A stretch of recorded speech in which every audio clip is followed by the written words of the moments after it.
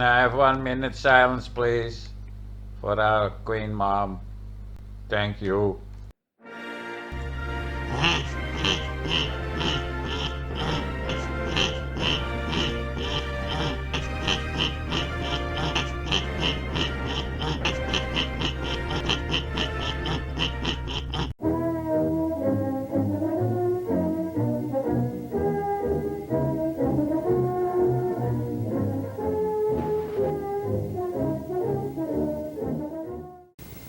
The apparent motion of the sun is not uniform.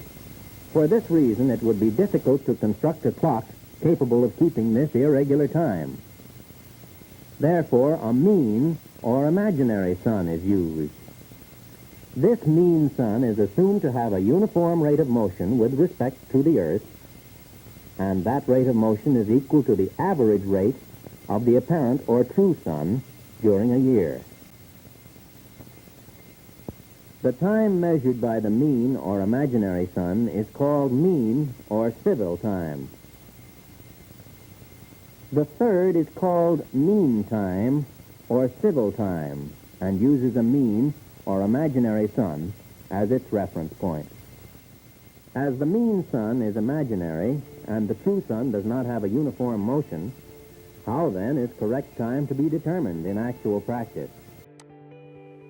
During December every year, Ushuaia, Argentina, the southernmost city in the world, just below the 54th southern latitude, receives over 17 hours of daylight, with a maximum of 17 hours and 20 minutes occurring on the winter solstice. Globe Earthers often claim this would be impossible on a flat Earth, arguing that a local revolving spotlight sun should not be able to illuminate such a southern location for so long. To begin with, extended hours of daylight in the southern latitudes during December is exactly as expected with the flat Earth model. Is this expected according to the flat Earth model, Eric Dubay? Or is this the model, the sky model, you like to push on us? Why you not evolved? You're pushing the same circling shit as in 2014. Since the winter solstice is precisely when the sun makes its southern outermost circuit along the Tropic of Capricorn. On the flat Earth model, the moon as well as the sun are always located somewhere between the tropics, spending the majority of their time on or near the equator.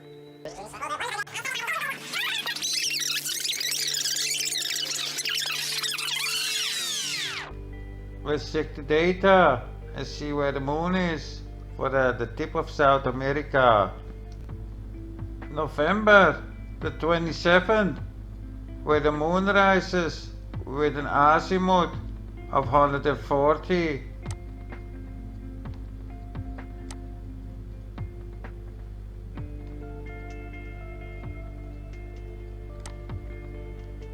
And sets with an angle of 218. Here I have modeled up those angles. That's like 140 and 218. So you can place the moon anywhere along these lines.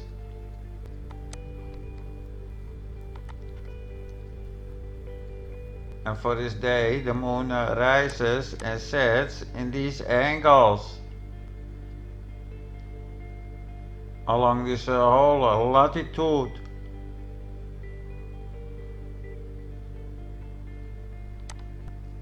And this is how it would look like on a square map. And then the moon rise and set angles for this latitude will be like this.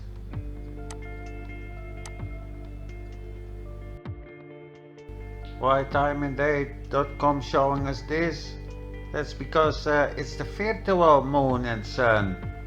Because they have to go around with 15 degrees an hour. Our observed moon and sun not do 15 degrees an hour. Why you think they could make the ball? that spins with 15 degrees an hour. We have the celestial data here, and I have here just the location at November the 27th at 10:59, and then we see here JTA and declination.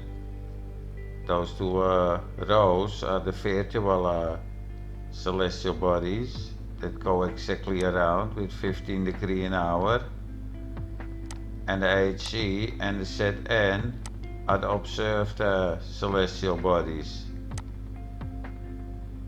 So I can give a little example. Here is the sun at 3:47, and we can move an hour forward.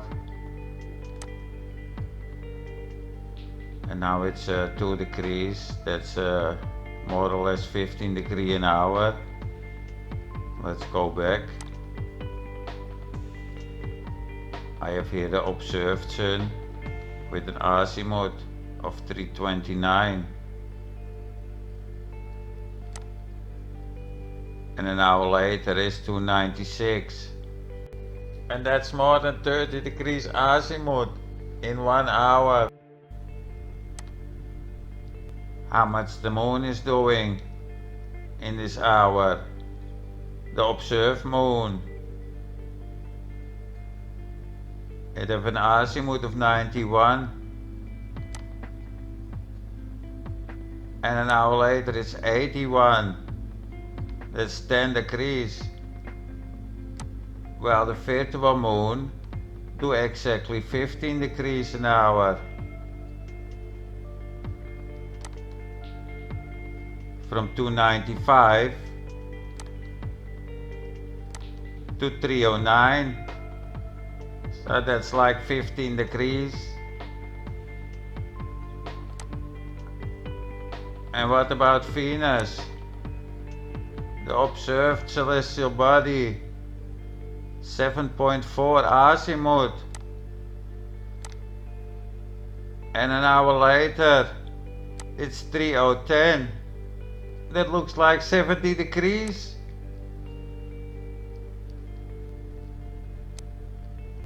And the virtual one goes from 338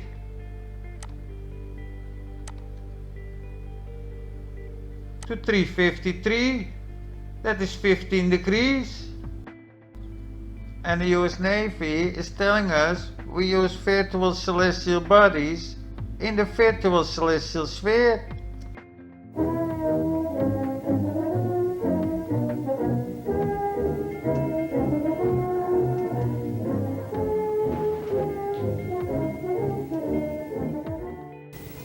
The apparent motion of the sun is not uniform.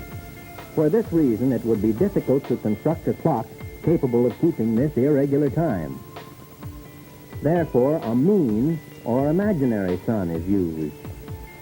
This mean sun is assumed to have a uniform rate of motion with respect to the Earth, and that rate of motion is equal to the average rate of the apparent or true sun during a year. The time measured by the mean or imaginary sun is called mean or civil time. The third is called mean time or civil time and uses a mean or imaginary sun as its reference point. Do you hear that, guys and dolls? An imaginary celestial sphere with imaginary celestial bodies that move around with exactly 15 degrees an hour. Yeah, how do you think they could create this ball? And those flat earth channels want to make you believe in virtual celestial bodies that move around with 15 degrees an hour? Well, that's clearly not the case. As the mean sun is imaginary and the true sun does not have a uniform motion, how then is correct time to be determined in actual practice? Okay, back to Dubay. Let's see. Let's remove this moon. So we have here this observed moon and this observed moon. This is at the same moment, according to the data. So here the moon is rising, while people here in South Africa observe the moon in this direction.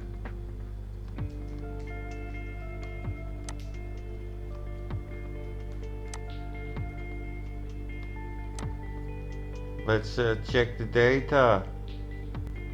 We are here on the tip of South America, 55 latitude south, west 70 longitude, on November the 27th, and the time is 10:59. This is UT time. And here we are on the tip of South Africa, 34 latitude south, 20 longitude east, same time, same date. And the observed data matches the data we see here on Mooncalc. With Mooncalc we only need to take account for the time zones. This is South Africa, and it matches the celestial data from the US Nautical Office. So the moon at the tip of South America, it have an altitude of 0 and an azimuth of 140.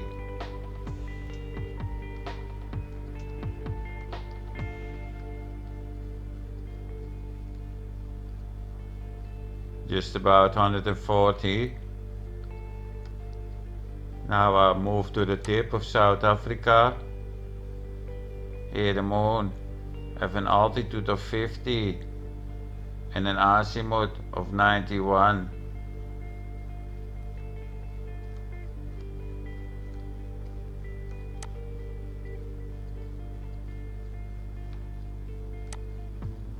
Azimuth 91.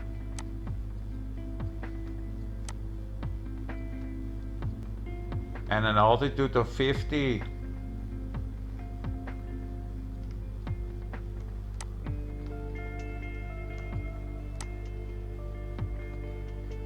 So according to the data, people observe these moons.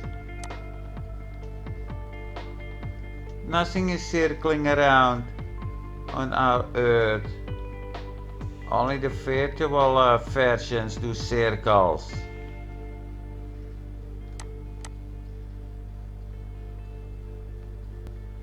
And at the same date, November 27, the sunrise and set have also these angles. Sunrise 130, sunset 229. So I don't have to model it up, right? Because I already show it with the moon and in hundreds of other videos.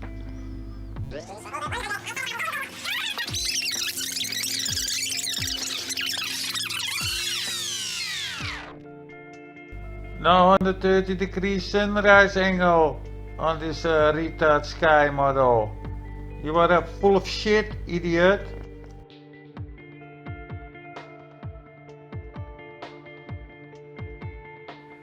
Globe defenders often claim that since the moon appears right side up when viewed from the northern hemisphere, and upside down when viewed from the southern hemisphere, that this is proof positive of a spherical Earth. The globers are full of shit, just like you are. Anyone can easily debunk this flimsy claim for themselves, however, by simply taping a picture of the moon to their ceiling and viewing it from opposite sides of the room. On the flat Earth model, the moon as well as the sun are always located somewhere between the tropics, spending the majority of their time on or near the equator. The shit you're trying to tell us don't make any sense. So all these guys observing the moon at the same moment.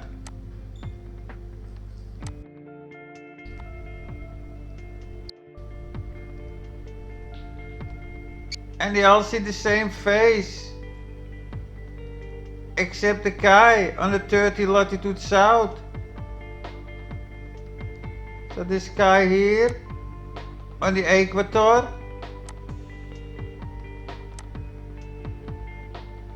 See the moon face like this.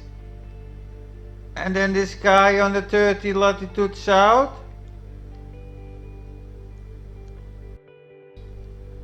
See a flip moon face. When it starts to flip, things don't suddenly flip when you move away from it, idiot. Because depending where and when you are viewing from, it is actually possible to see the moon at any 360 degrees of inclination. As you can see in the following photographs, the moon does not simply appear either right side up or upside down, but rather appears at all different angles. You can confirm for yourself that both the sun and moon are in fact disks. I placed a circle around it and it's a perfect round disc. But that's not possible in your presented model. You can see only a perfect round disc when you stand right below the moon. And from any other angle, according to your moon model, it would have an egg shape. That's not what you show on your pictures. You show perfectly round moons. And if the moon travels between the tropics, then it would never be overhead for me, of course. Do you understand that, retard? I think this is a full moon when I filmed it. Moron. According to your bullshit, I should see an over moon and a way smaller moon, of course. I never see people film bigger moons near the equator.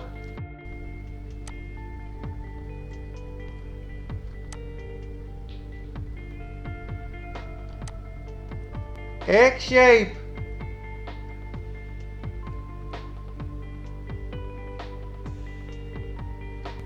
If instead the sun and moon are both disks, however, then they should only present a perfect circle when overhead. Perfect round moon. There is a big difference in size of the moon when you stand close or farther away.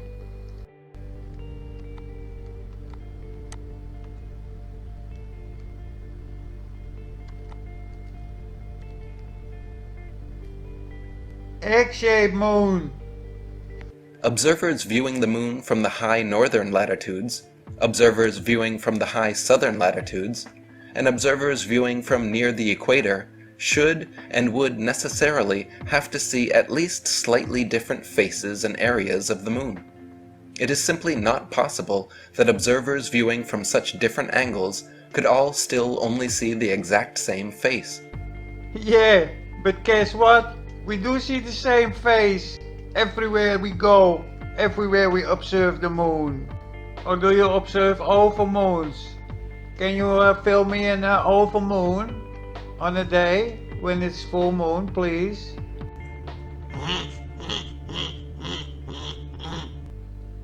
Maybe you should look at the data and ask yourself why. I see the same face here. On the same moment, people observing this moon and this face. Maybe try to explain your viewers that, piece of shit.